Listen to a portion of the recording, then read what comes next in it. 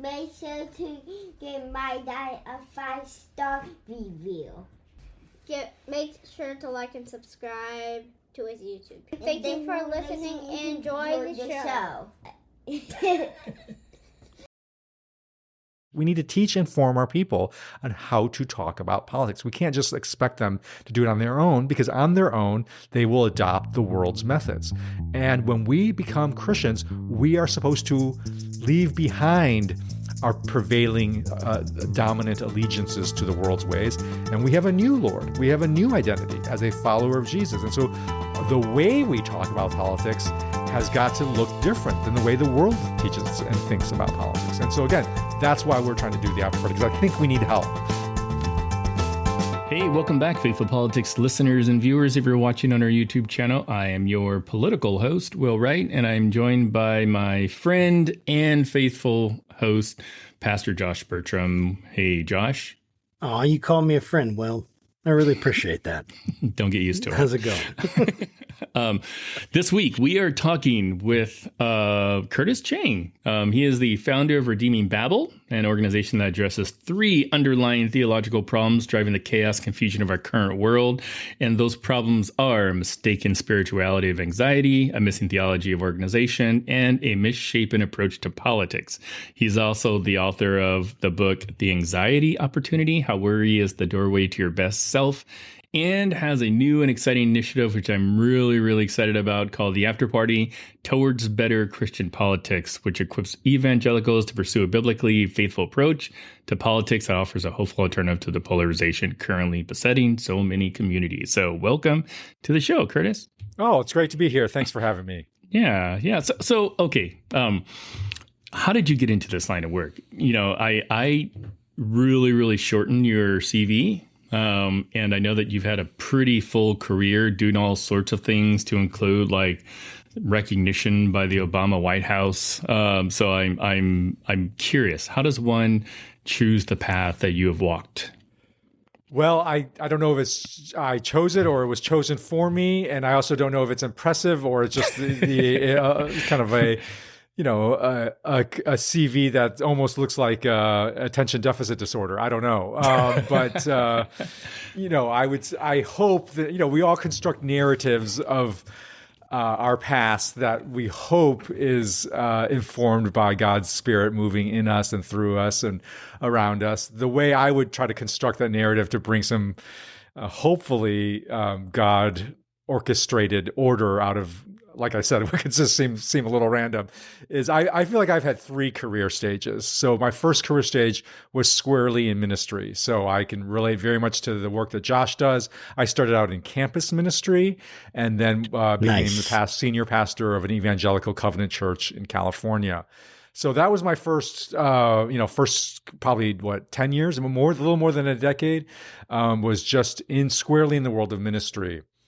I ended that, or it was ended for me, because I basically flamed out. I had a breakdown due to anxiety, which is why I wrote the book recently called The Anxiety Opportunity, and addressing sort of why I thought I sort of fell into an anxiety breakdown, and in particular why the church, the broader Christian culture, has a misshapen approach to anxiety and how that was part of the problem for me. So anyways, that's what led to the end of career stage number 1.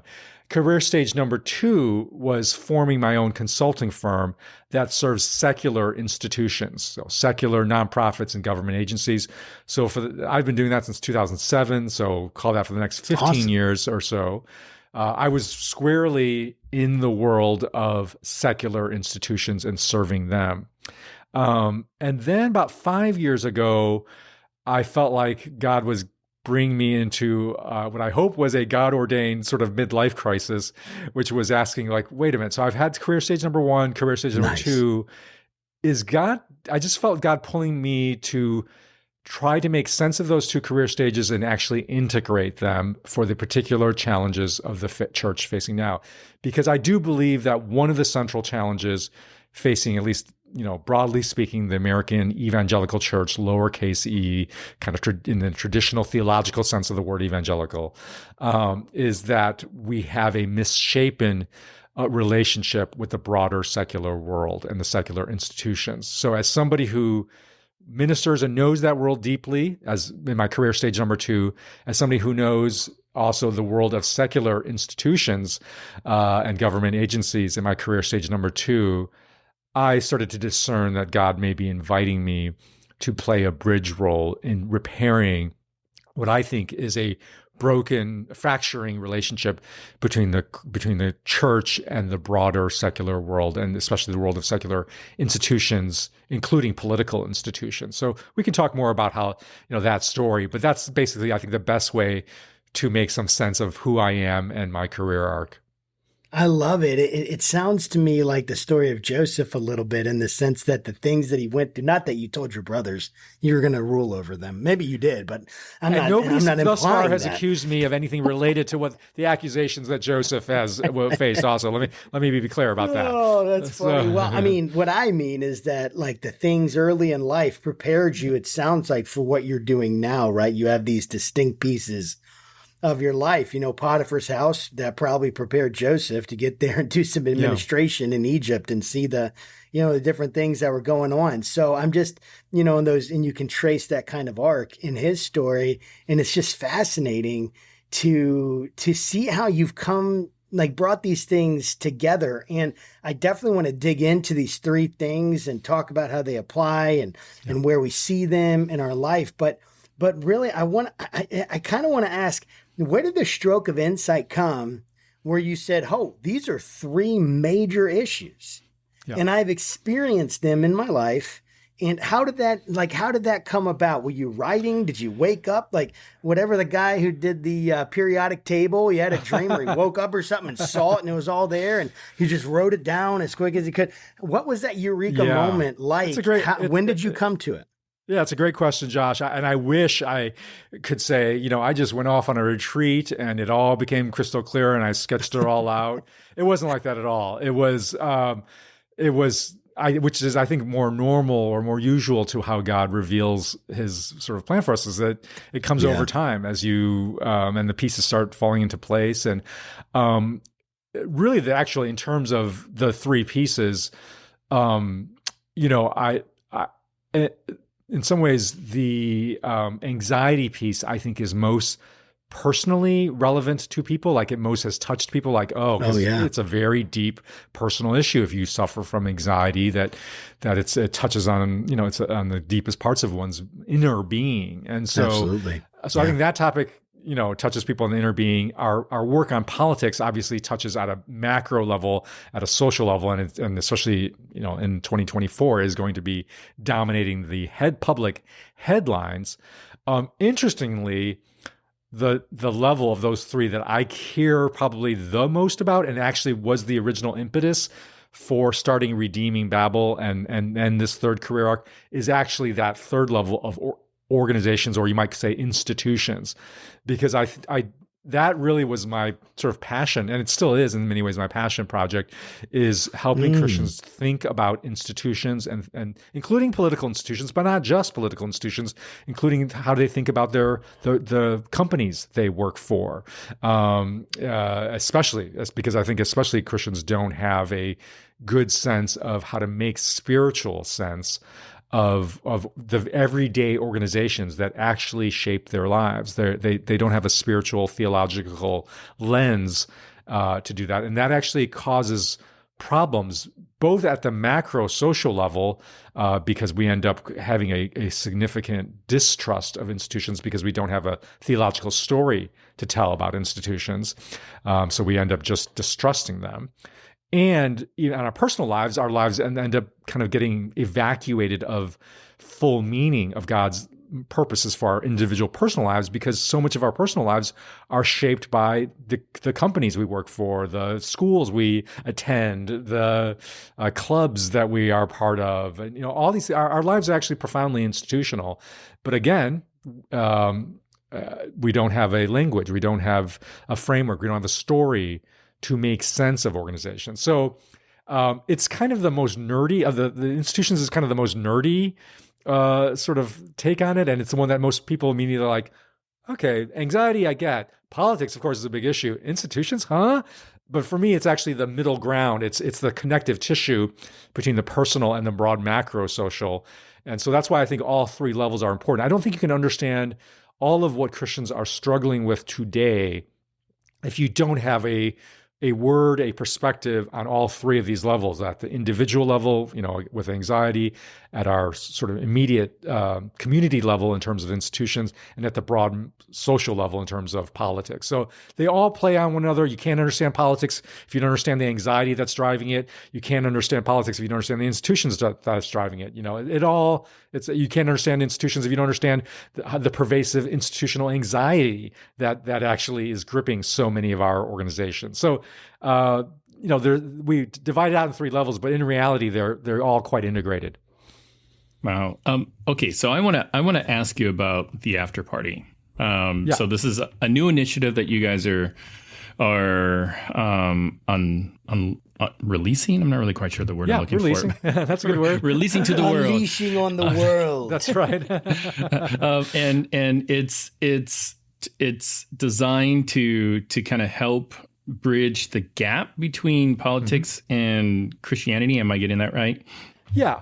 I would say it's not bridging the gap. It's trying to heal the toxic ways in which Christians currently are conditioned to think about and participate in politics. So this is the after party, and the subtitle to the tagline is "Towards Better Christian Politics," and it's an initiative that David French, Russell Moore, and I have launched. And when we've actually already launched it, it's been beta testing in Ohio, and it will have its national launch on January 16th in 2024. For those of you listeners who come from a sort of evangelical-ish, or not even, I would say even just many church traditions, you might have heard of a program called Alpha. So Alpha is a curriculum that actually equips churches for evangelism. It's a plug-and-play 6-session video course. It's international. Basically, it is the leading curriculum that takes small groups through a curriculum where seekers and Christians, non-Christians can together talk about faith, explore faith. So I don't know if you guys have heard of it, but it's actually quite common. And so the way for those who have heard of it, it's awesome. So the way I would say is what Alpha did for evangelism, the after party wants to do for politics.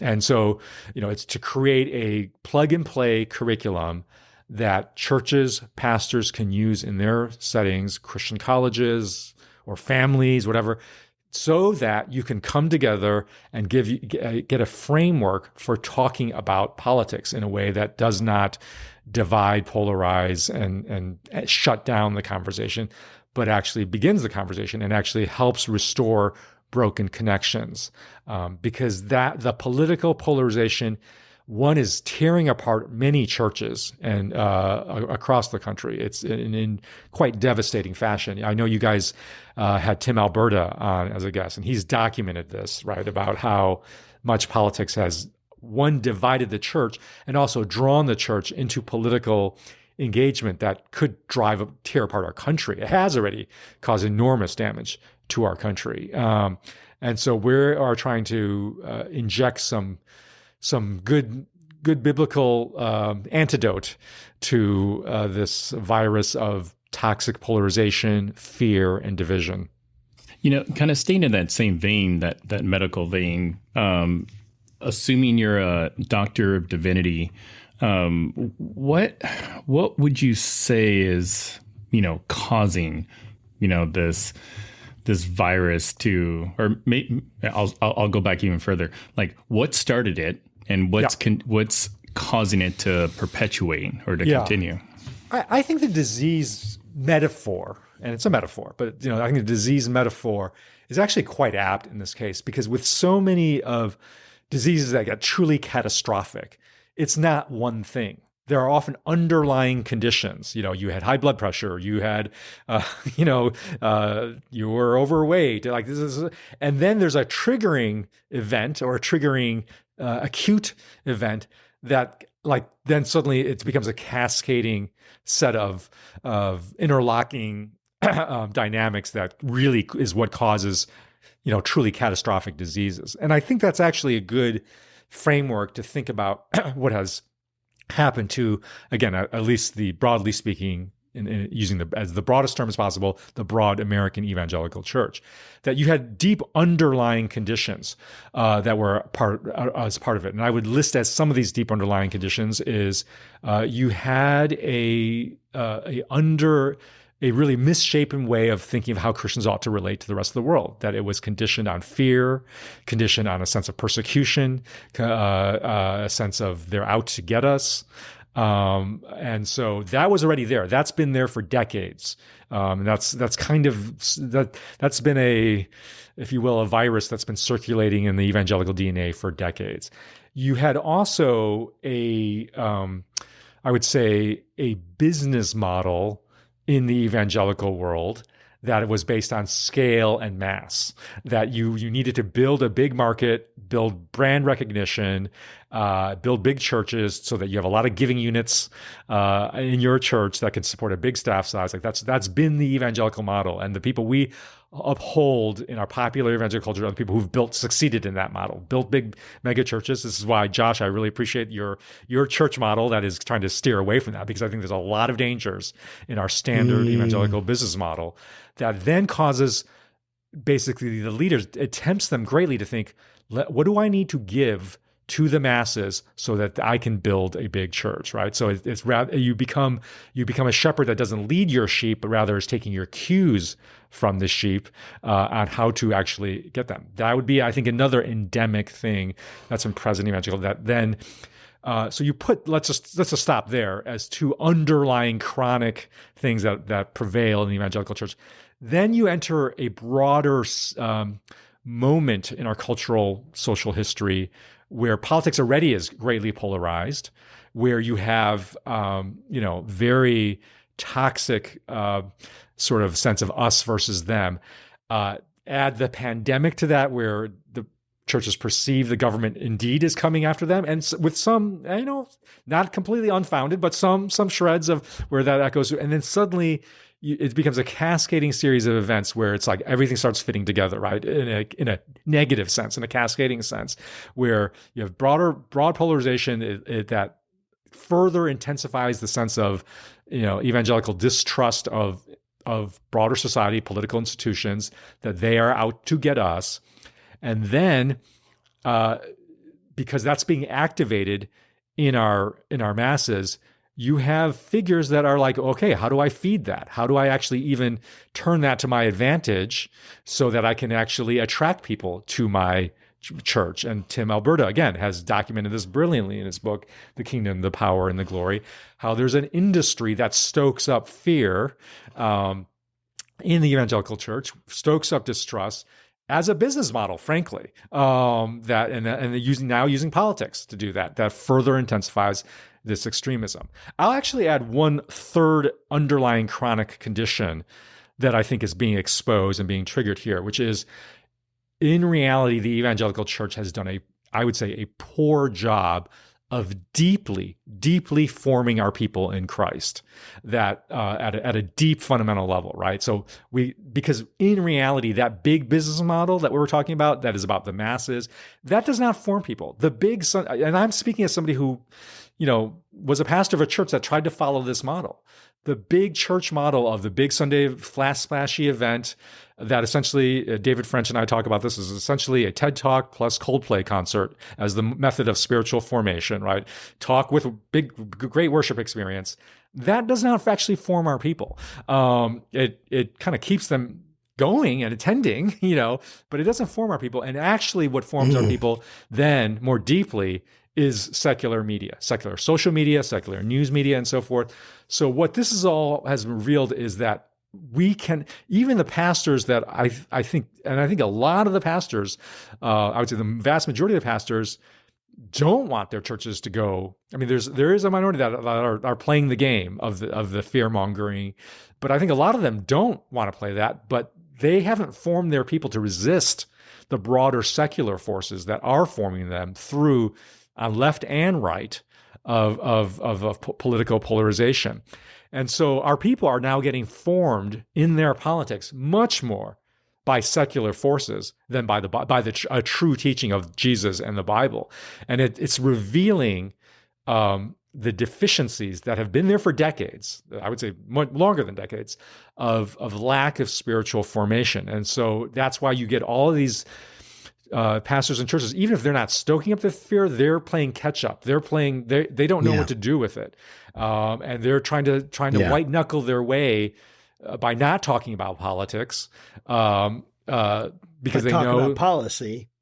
I'm sorry, not politics. Talk about policy, but not politics. Yeah, or even I would say probably the majority of pastors don't even want to talk about policy. They actually I would say right. they want to stay out of it entirely, because they know the moment they say something on Monday morning, their email boxes are going to be filled with the 10 or 20% that are coming after them, right? On the left and the right. And so I would say the majority of evangelical pastors are white knuckling their way through election seasons, hoping this doesn't come up. But that's not, again, we're ceding the formation then to secular forces in that way. We're not forming our people. We've given that up, that ground. And so we then become just further tinder that secular partisan forces will grab at to throw on the fires of division. And so we've got to change that. And that's what the after party is doing. The after party is trying to provide curriculum and a play for the pastors to run, that they can run without them having to stand up on Sunday morning, preach a sermon that is just absolutely 100% going to be misinterpreted and misunderstood by at least 20% of the their congregation. And then they're fighting out that fire, and then they vow, I'm never going to preach about politics again, because the Sunday morning service is the wrong setting in the typical church to deal with this. We're trying to provide a set of curriculum and experiences that I think is a much better suited for the setting that is more conducive to addressing these politics, which is really more in small group, embodied, face-to-face communities. Yeah, that makes a lot of sense. And, we are a pretty small community, and we went through it was through the Colossian Forum, and it was a political Bible study, and it was great. It was awesome. We really enjoyed it. But even in this small group of people that really cared about each other, people were like, I'm getting tired of talking about political stuff, because I think even the very concepts and topics are draining. Well, and I'm sorry, go ahead. Oh, go ahead. Oh, well, I do have a question, but go ahead, speak on that, comment on that if you want. Well, I think the reason why, one of the reasons why I think it has been draining is because substantively, even I think many of the more healthy approaches to Christian politics have still bought into an underlying approach to talking about Christian politics that I think is the wrong approach, or at least the wrong main approach. And that's what I would distinguish the what of politics from the how of politics. So by the what of politics, I mean a specific ideology, a party, and policy, right? That's the what of what are the substantive positions. And Christian approach to politics have been overwhelmingly defined by the what, right? Like, what party is the more Christian party? What are we against? What are we for? What policy are we for, and what policy are we against? What ideology is more Christian than the other? And it immediately puts you in a divided us versus them, sort of road, right? Even if you're trying to be not as crazy divisive as on the far right or the far left, the moment you're locked into politics is about the what, you're immediately pitted into an oppositional stance. What Christians have forgotten, have missed, is politics is as much, and I would say actually more. Politics is more about the how. How do you relate to one another? How do you actually resolve things? How do you actually think about things? How do you relate to disputes? It's rather than ideology, it's about the what of ideology versus the how of spiritual values. The what of parties versus the how of relationships. The what of policies versus the how of practices, right? So the how of spiritual values, of relationships, and of practices, that actually can bring people together, because it's the same thing. We're about relationships. We're talking about spiritual values. These are things we can share, not be divided upon. And we forget that politics is as much about the how as it is the what. And this is key, that Jesus was much, much more clear about the how of politics than the what. I mean, look at the Sermon on the Mount. Try to draw from the Sermon on the Mount an immigration policy on immigration. You can't. I mean, you can draw some fuzzy inferential lines that will be contested and is debatable, right? But you try to draw a straight line from Jesus to forgive your enemies, extend mercy, go the extra mile, be committed to truth, humility. Like those how virtues, those are crystal clear in the teachings of Jesus. And Jesus was very clear about all this and lived it out in his life. He died for the how of politics, refusing to take up arms against his enemy, right? And forgiving his enemy, even as he was being crucified by his enemy. He staked his life on the how of politics. He did not stake his life on the policy debates of first century Israel, right? He instead, in fact, resolutely refused to get drawn into the zealots versus the tax collectors. In fact, he said, no, I'm going to have both of those in my party, in my Jesus party, Simon and Matthew, right?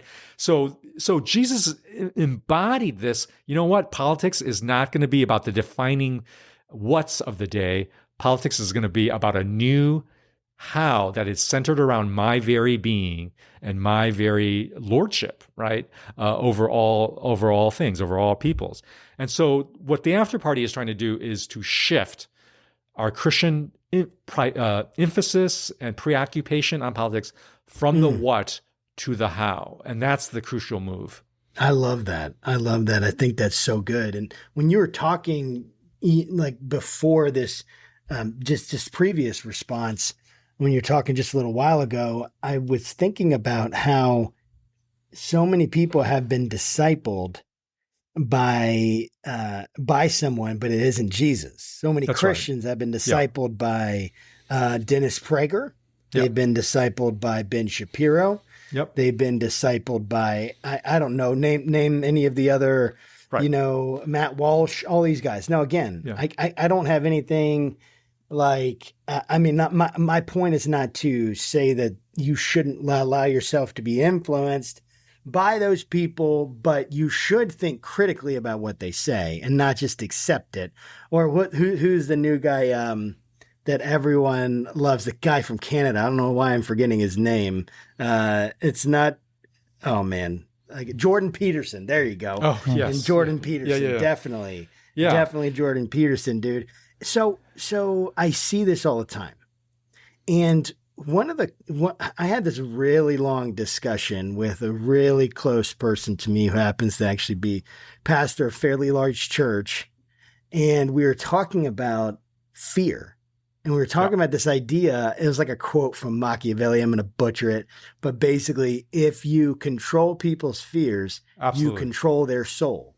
And so when you're talking about anxiety, right? And the mistaken spirituality of anxiety. I love the words. I love what that evokes, like in the sense of thinking. Like, what does that mean? So how do you see it manifesting specifically in Christian churches today? And what do you think the implications for spiritual growth is within that? Like, what is the antidote in a sense to that spirituality of anxiety? Yeah, that's such a great question. And this is exactly why I wrote the book, The Anxiety Opportunity, and we released our video course on anxiety before we touched politics. Because you actually have to establish that. You have to give people a way to deal with their anxiety in a biblical-centric way, because otherwise they will turn to politics. Right in this particular moment, politics is Xanax for Christian anxiety. That's what it is. Conspiracy theories, Trump, at least on the right, are the Xanax for Christian anxiety. They're looking for conspiracy theory is a way for anxiety. One way to describe anxiety is uncertainty about the future, right? What is a conspiracy theory? It's saying, I know for certain what is going to happen in the future, right? That's what a conspiracy, that's what QAnon is. And so it's like, that's why it fits so well. If you have pervasive anxiety, you're going to look for some drug to relieve that anxiety. And conspiracy theory at least offers a short hit, just like Xanax does, a short hit. It's like, oh, this is why things are bad, and this is what's going to happen on blank, blank date, until those things don't happen on blank, blank date. And then you have to take that drug again for the updated new prediction that will give you that sense of certainty, right? So this is the interlocking ways in which anxiety and political disease are so interlinked. So what are let's see if we can connect the dots even further here. So one of the central pervasive misformations about anxiety in the Christian circles is that anxiety is wrong. Anxiety is a sin, or anxiety is a character flaw, right? This is why if you're lacking faith if you have anxiety. That's why we need to pray anxiety away. So anxiety is viewed as something that is wrong. Now, again, that's actually that's a completely incorrect picture of anxiety. And why do we know that? Well, you can read the book, but just really quickly, read the Gethsemane story of Jesus. Jesus himself experienced anxiety. He was distressed in spirit. He was sweating. So there's no Christian vision that actually can uphold the notion that anxiety is a sin when Jesus himself experienced it. It's human. It's part of the human condition. And what is it at its essence? Anxiety is the fear of loss. Like if you think of any anxiety you have, it's because you fear some loss that you fear will happen in the future, right? So if you have health anxiety, it's not about something that's happening right now. It's something that you fear will happen about your body, or that you will lose some function in your body. Or relational anxiety. What will somebody so-and-so think about me in the future, right? It's all about some feared loss we have in the future. So if we say that Christians should not feel anxious, that it's a sin to be anxious, that you should be able to pray away anxiety, really what you are saying is that God should be able to provide for you, or you should be able to acquire some life that is insured against loss. That's what you're saying when you say you can't feel anxiety. You're saying you should be able to not experience loss in the future. Now let's connect the dots to politics. When you ask political theorists, what is the essence of democracy, American democracy? One of the crucial things is what's called loser's consent. That's basically means like, hey, democracy is a way for us to experience loss. That one side is going to lose, right? And they have to consent to it and be okay with it. And that's actually how, go for the next election. And because no one party will have absolute power, you'll always have another chance. Democracy is a way at a broad social level to manage loss, to make loss acceptable, right, for everybody, so that we don't think any election is an existential life or death struggle, right? So now put those pieces together. If Christians have been conditioned to think you cannot possibly experience loss, because if you're feeling anxious, it means it's like there's something must happen to make that fear of loss go away.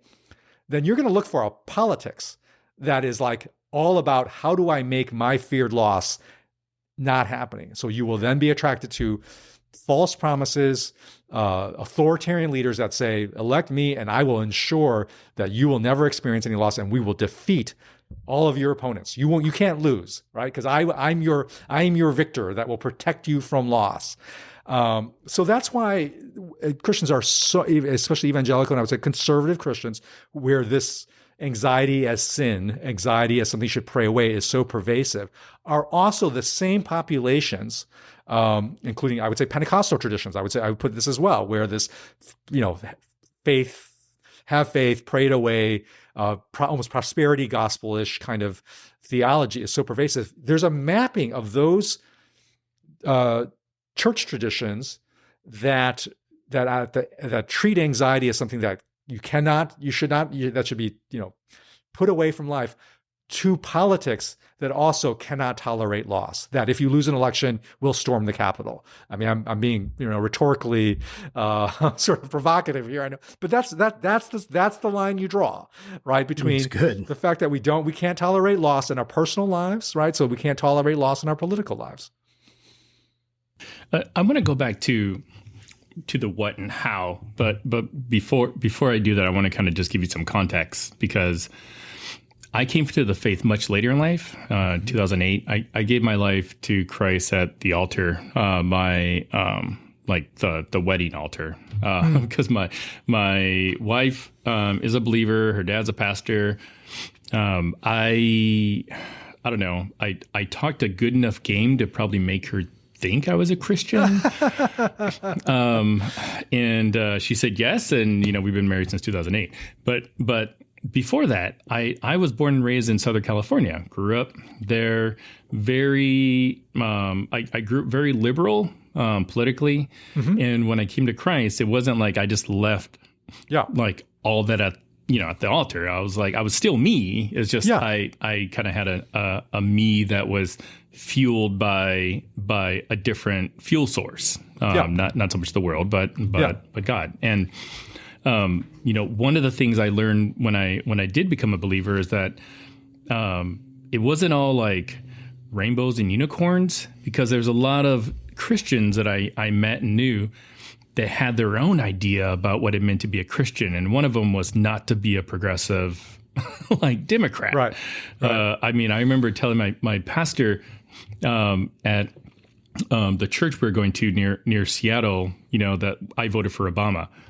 And I had a talking to about that. Like, you voted for Obama, he believes in killing babies and, gay, same-sex marriage and blah, blah, blah, blah, and I'm just like, I don't feel like that just wasn't where I was at politically, morally, whatever. So like, how do you have conversations with people when they, especially other believers, when they already kind of view you as not really quite Christian, like you're almost there, but you just have to, vote Republican once in an election, and then you can kind of get a little bit closer to being where we are. Like, how do you have conversations with people like that? Well, that's what we were trying to do with the after party and its curriculum. Is I think it's very hard to have those conversations in a completely unstructured manner, where you're just having to like navigate the conversation on the fly, bring it up kind of randomly or something. Like it's very hard, right? Because these are personal issues. Yes. And most Christians have not been trained and given a way to talk about politics other than the kind of knee-jerk equations that they've inherited, that of course all Christians are Republicans or all Christians are Democrats, right? One way or another. And so I do think we need to give people some structure and context and guardrails and frameworks and language, like all of it, right? Like we need to teach and form our people on how to talk about politics. We can't just expect them to do it on their own, because on their own, they will adopt the world's methods. And when we become Christians, we are supposed to leave behind our prevailing dominant allegiances to the world's ways. And we have a new Lord. We have a new identity as a follower of Jesus. And so the way we talk about politics has got to look different than the way the world teaches and thinks about politics. And so again, that's why we're trying to do the after party, because I think we need help. I think people need help and need a structure, need a program to go through, not to just suddenly tell them what they think, but like just in the way that Alpha does, it creates a space, a context, some ground rules, some language, some starting concepts to help people have this conversation that people who might disagree can agree to and say, okay, we're going to talk about it through this way. I think that's a lot safer way for most people anyways than just to navigate it on the fly in individual relationships. I think there's very few people that can pull that off well, I think. Yeah, I totally agree with you. I had a mentor of mine that would give some of the best advice. He gave some of the best advice I ever got. And the advice was, when you need to have a conversation about something really difficult, have a conversation about the conversation. Mm-hmm. And it's almost like because, right, the need to frame something and prepare someone totally emotionally for the changes that are going to occur and they just need to understand this is going to be hard from the beginning, and these are the things to look out for. I think it's so important. And, when you're thinking about the organization side of all this, because you had mentioned earlier and stated that really the organization and the theology of organization is missing, and it's like central. Yeah. I would love for you to dive into that a little bit more, drill down on that, and specifically, like, how do you feel like the effectiveness and the mission of Christian institutions, or if you're moving over even into secular institutions, how can this theology of organization, whether we're running them or how we view them, how can the gap be bridged? What is the gap? Maybe you can help us understand better what is the gap. Sure. And then how can it be bridged through what you guys are doing? Here's the way that I would try to help people identify the gap, what's missing in our understanding of institutions, which is to ask the very simple question: what is an institution?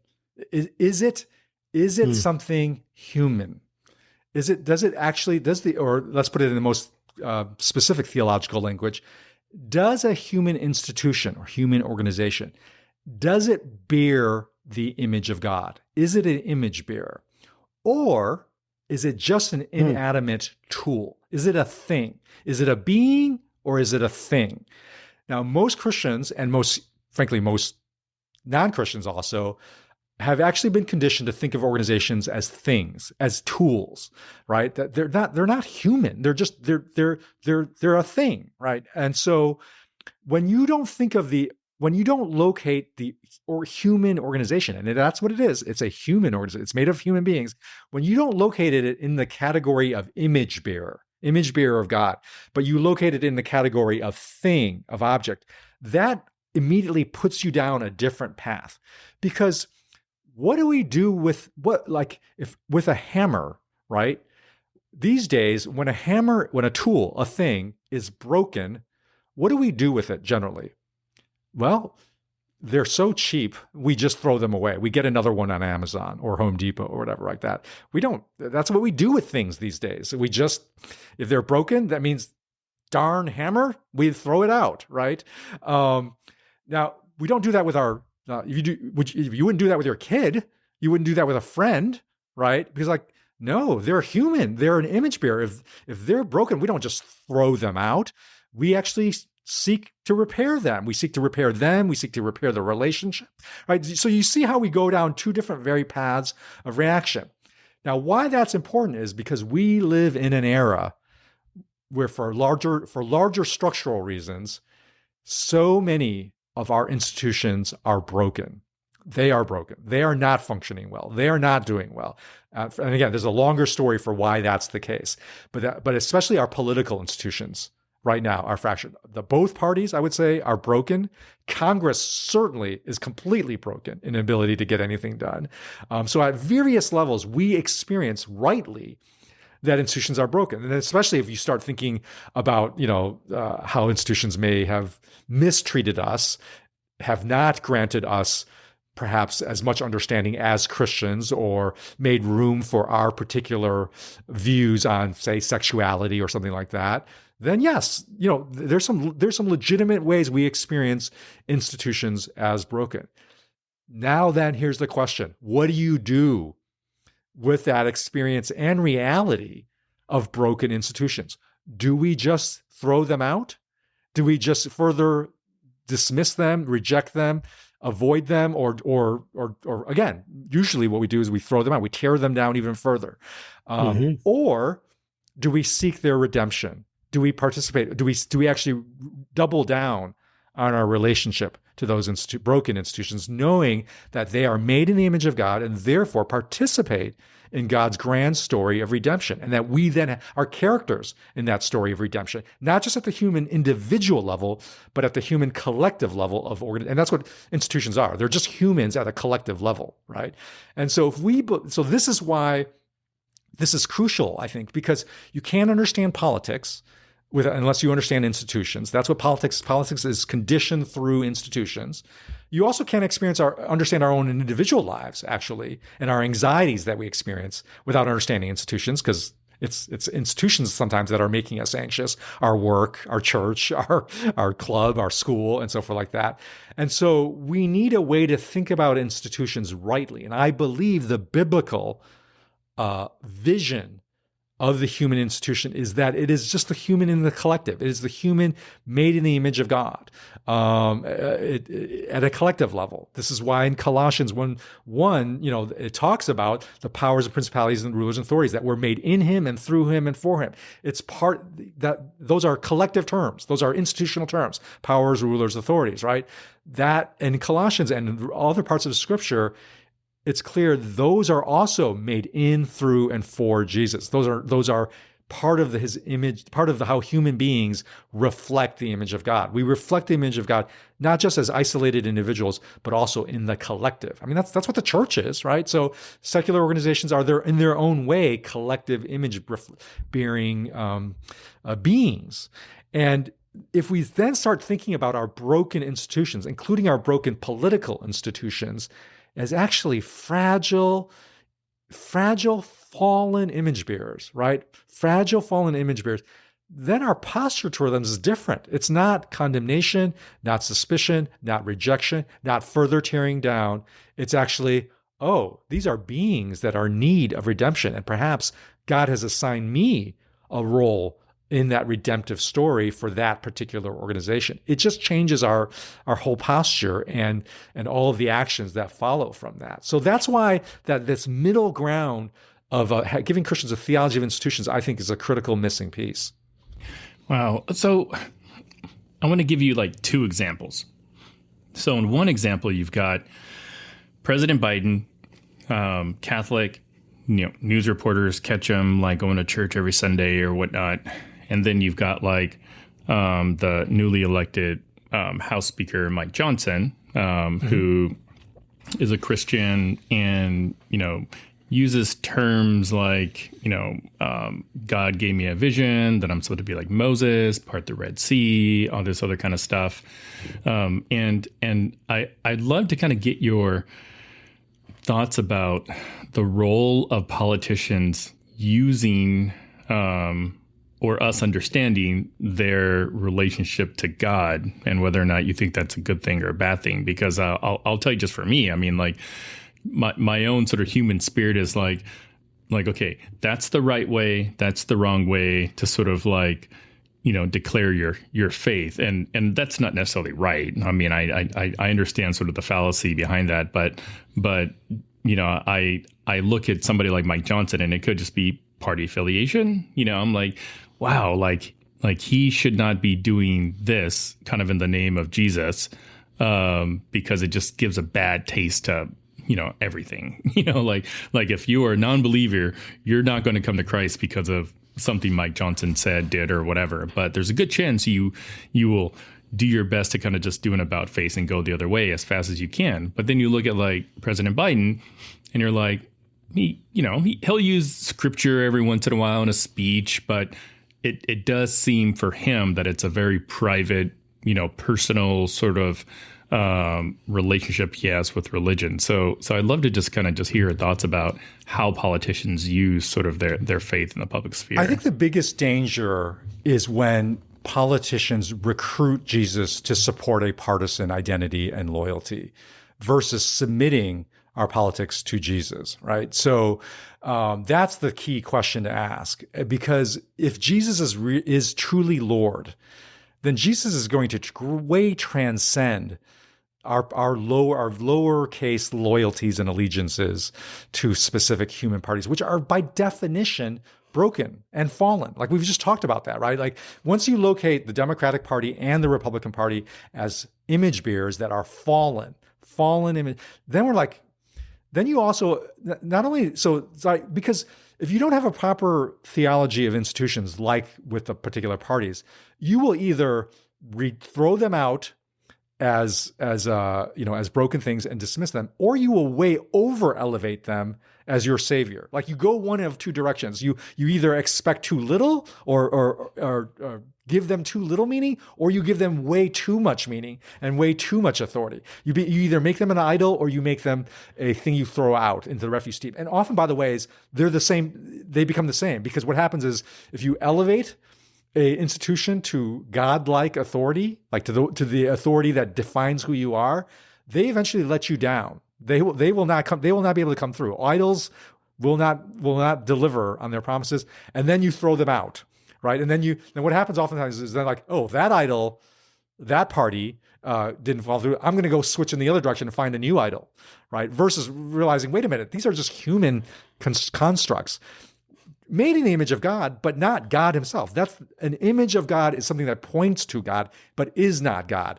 When you make the mistake of an image bearer, making that image bearer a God, that's called idolatry, right? When we make images God himself. And so any political move that doesn't recognize our parties are at best fallen, broken image bearers, just like any individual is fallen and broken. And we take our cues, we take all of our identity from that being, that entity. Then we're practicing idolatry, right? And then the worst kind of idolatry is one that somehow actually is hidden, is a more hidden idolatry, because we've sort of covered it over with God talk, when in reality what we're doing is baptizing an idol, a human allegiance. And we're baptizing it with some God language. That's the most dangerous. That's the most distorted way in which religion and politics mix. Yeah, and I've seen them mix like that, obviously, quite a bit. And as I'm thinking about organizations being image bearers, such a fascinating concept, and I love the idea. I think it's really a robust concept, honestly, to kind of produce a lot of thinking and research and contemplating on this idea, and biblical research on what is the difference. I think it's worth pursuing that, because I guess when I'm thinking like about myself, I do something, I make a decision, and then I pay for the consequences of my decision, right? In an organization, it doesn't seem though like it's that simple, right? That's right. Like there's more to it. What kind of help us understand, like, okay, we see the image bearers, but in what ways are organizations maybe even more crucial? 100%. Because of, just kind of bring out that, because I really liked what you just said there. They're a lot more, they're more important. One of the things that I think why institutions are so important to God's design for humanity is that it actually more, not perfectly, but more faithfully and more accurately represent the consequences of our decisions. Because the reality is, every decision we make is not just about our individual. What we do affects others, right? And it affects not only others around us, but it affects those to come. Like, right? So, this is why I'm pro-life, is because we have a responsibility to the unborn, right? They are also part of so that, this is the whole logic of pro-life, is like, hey, when you make a decision about your pregnancy, it's not just about your own individual consequences. It has consequences that ripple on to the next generation, right? Even if they're not unborn. Well, in the same way, I would say, like climate change. Why am I pro-life and really take climate change seriously? Because I believe it's the same logic. I believe my consequences, I should not just be weighing what this affects me, but it should affect future generations to come, the unborn, right? I have a responsibility. I'm in a covenant relationship, even with those I don't see and those that are coming before me. Now, how do I live that out? How do I represent that in reality? That's where organizations and institutions, especially institutions, I would say this is where the theology and institutions are crucial. And I would say what an institution is an organization that lasts beyond one generation, right? That's what an institution is. It's a long-standing organization. Why do we need human institutions that last beyond multiple generations? It's a way to capture this reality that as human beings, we have relationship with those who are yet to come, right? And so we need to act in a way that has a longer time frame and a longer scope of consequence than just my individual, like right now or my next year or my next, or even my lifetime. And that's the beauty of institutions and why they reflect God's design for humanity. Is it's a way. So when we participate, we need institutions, for instance, like just to say, take the environment, like who's going to steward our land, right? Well, it's only going to be that there's an institution that's like, I'm going to buy that land. I'm going to preserve it as a public park. I'm not going to develop it for my own immediate goal. I'm going to preserve this for the generations to come, right? That an individual can't do that. An institution, we need an institution, a land trust, a stewardship, whatever you want to call it, a foundation or something like that. And so institutions are that way that reflects that we are not made in isolation and just for our particular moment in time. We are part of a broader community across space and time. And that's what the church is. That's what the church is. The church is an institution that spans generations to convey that God's work goes through the generations. And human institutions do that in their own way. And so that's why we need precisely to think of ourselves as institutional beings.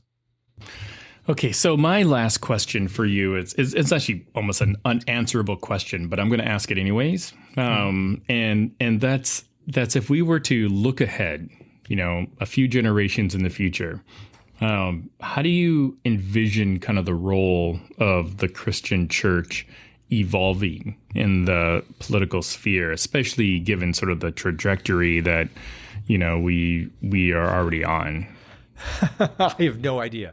I have no idea from a predictive level of what's going to happen. I will say what I hope will happen is that Christians, the true church, doubles down on Jesus as our highest Lord, as the Lord of Lords, as our highest authority that we take all of our cues from, and that all of our other cues that we take from secular media, from our partisan loyalties, get subjected to, are made subservient to our highest allegiance in Jesus. And I think where that will be most found is not that we change our what of politics, like the substance beliefs. That doesn't mean that we all stop being one party and start being another party. It's not going to be that. How you will know that Christians are increasingly truly following Jesus as Lord of all is when they start behaving on the how in a way that stands out from the world. When rather than cruelty, we are defined by love. Rather than division, we are defined by a unity. Rather than defined by I got to protect my interests, we are defined by becoming the slave of all, the servant of all, as Jesus told James and John. And so it's gonna be when Christians' politics start looking just very different than the way it is now. Because right now it looks exactly the same way as our politics have gotten hijacked and is now taking our cues from the secular partisan world. And so we'll know we're following Jesus. They'll know us by our love. They'll know us when we are actually loving our enemies, loving our opponents, loving the broader public good more than we are insisting on having our way be the only way. So I just have a thought, and then I this is my last question too, and then I'm sure we're going to ask a question about, just kind of some practical stuff about how people can get involved and stuff like that. But my last kind of deeper question here, exploratory question is, and again, let me give just a little bit of context. We're going to be interviewing an author of a book. I won't say it right now because we'll do it in the podcast, but it's on power. And it's on the Christian's use of power. Mm-hmm. And in that, the author makes the point, which I've heard before, but I think he does a good job of showing it, that Christianity has the worst things about Christianity that in the past have been leveled against it being hypocritical, because it was at several points, right? Massively hypocritical. But it was when they had power. Yeah. And when Christians had power, they tended to do things that people with power do. Yeah. And keep power. Absolutely. Subjugate people. Yep. Do everything they can to use political coercive power to get their way. And yet when Christianity wasn't necessarily in power, what he says is you see some of the most robust and profound movements for civil rights. Yep. For people around the world. Yep. So many. I mean, you can trace for evangelism. Why is the church growing in China? Communist China, of all places, where it is the most powerless, right? Yeah. Because it's influence, absolutely, and because they're in the minority. They have no power, and they're still believing this, and they're still preaching this. And then I'm seeing that it's working. There's something here, right?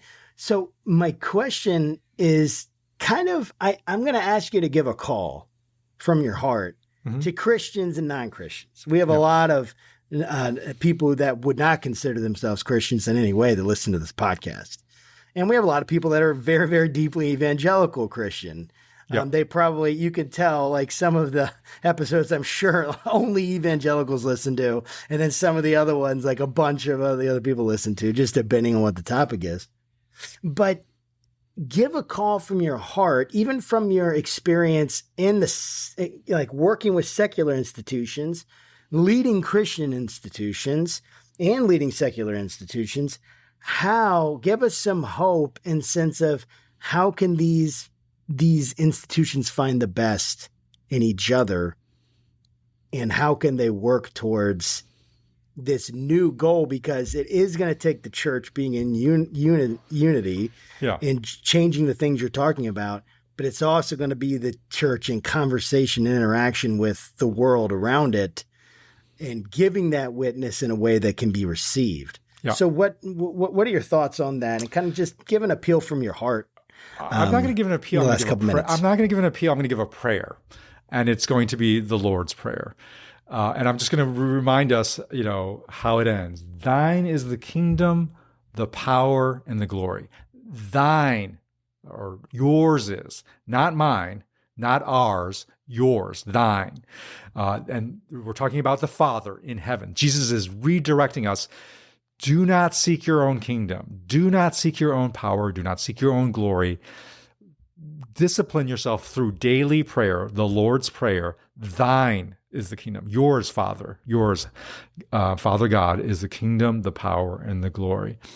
And that's what we need. We need to pray above all else.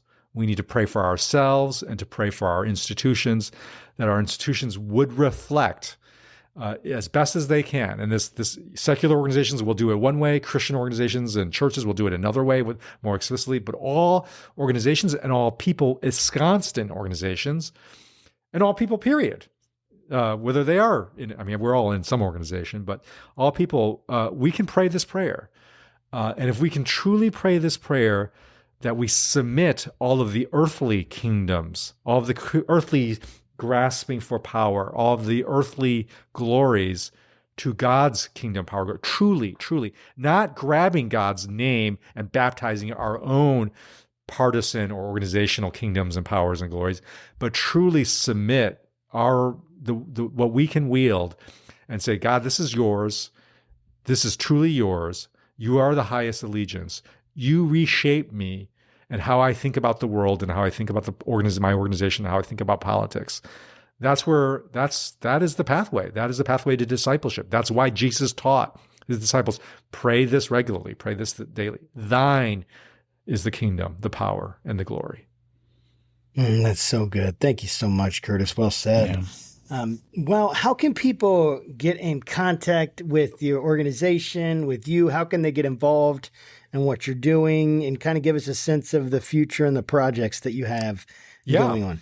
So please check us out at Afterparty. That's after-party.org, after-party.org. And you can learn more about how to get involved. The most immediate way you can get involved is think about starting if you're a member of a small group or you're a leader of a small group, we can fill, if nothing else, we can fill 6 weeks of your programming need. And Nice. hopefully do a lot better than that. But it's a plug and play curriculum that is designed to do all of what we just talked about, right? To help create a context, a formula, a framework for Christians to get their politics reformed in submission to Jesus, not on the what, but on the how. And so you can find out there. And so, yeah, if you're a member of a small group or you're a leader of a small group or you're an influencer in your church about what small group curriculum you'll go through, please check out afterparty.org, sign up and get kind of more information how you can be an advocate and a champion. You can take the course yourself if you want to check it out yourself as an individual before you advocate for it. You can do that. So that's one huge way. And then sign up to get our notices because we've got more coming. So the course gets nationally released on January 19th. Although if you sign up now, if you go to afterparty.org even before then, you can get early access to the course, but it will get national publication on January 19th. And then in middle of April, we have the book version coming out. So if you're somebody that's like, our small group doesn't do video-based curriculum, we do books, or I want to read a book myself. We've got a book coming out in mid-April. And right around that same time, we've got our third big part of the After Party, which is we have a worship album coming out. Nice. It's called Songs of the After Party. Because as Christians, that's a lot of how we embrace and get truth into our beings is we sing those truths. And so we want to supply some truths in musical form around this vision of the after party of Jesus. And by the way, the after party has a double entendre. It means post-partisan, right? It's beyond the political party. Got it. So it's the after, but it also points to where our highest hopes where we can believe is the restoration of all things, not through any human political party, but in the after party of Jesus, the wedding feast of the Lamb, right? The feast that is to come when the King returns to restore all things to this world, to this earth, and to repair all that's broken, to beat the swords into plowshares, and that's what we look for. That's our hope. That is our confidence. And all of our political allegiances are humbled before that Jesus after party. And so that's the meaning of the term, the after party. And so, we invite people to join the movement, which is not around some partisan identity. It is around the after party of Jesus, and do it through the course, the book that's to come, and then the worship album. That's great. Well, man, to our listeners and to our watchers, thanks for joining us. Curtis, this has been Curtis Chang, Dr. Curtis Chang. Thank you so much for joining us today. It's been such a pleasure to have you on, and you heard it. Please check out the website, check out everything with the after party. We fully recommend that and hope that you guys will check it out. And until we see each other again, don't keep your conversations left or right, but up. Thanks, guys, and God bless. See you later. Take care.